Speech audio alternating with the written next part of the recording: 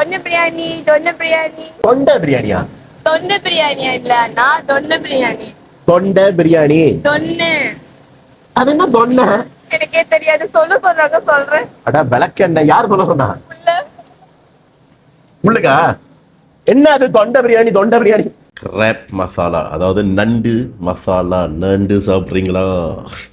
இந்த தொன்னை பிரியாணியோட ஸ்பெஷாலிட்டி என்னன்னா அந்த சீரக சம்பா ரைஸ். சோறே ரொம்ப டேஸ்டியாக இருக்குது, ரொம்ப ஃப்ளேவர்ஃபுல்லாக இருக்குது. ரைட். ஸோ நான் இன்னைக்கு இந்த மட்டன் தொன்னை பிரியாணி ட்ரை பண்ண போகிறேன். அந்த இறைச்சி செமையாக இருக்குது.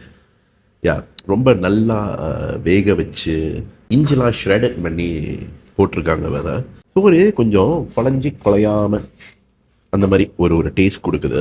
சிக்கன் 65 பார்த்தீங்கன்னா நல்லா கிறிஸ்பியாக நல்லா மேரினேட் பண்ணி. எஸ். ஸோ நண்டு மசாலா வித் ஒயிட் ரைஸ். நண்டு ரொம்ப பிடிக்கும். அதை உடச்சி சாப்பிட்றதுனாலே நான் பாதி நேரம் அதை வாங்கி சாப்பிட மாட்டேன். நல்ல சுவையாக இருக்கு. அமேசிங். கார்லிக் தவா ப்ரான். ரைட். ஸோ லாலிபாப் மாதிரி அழகாக சின்னதாக க்யூட்டாக செஞ்சுருக்காங்க. ப்ரான் ஃப்ரெஷ்ஷாக இருக்கு. திங் ரொம்ப புளிப்பாக இருக்குது. எவ்வளோ அழகாக குக் பண்ணியிருக்காங்கன்னா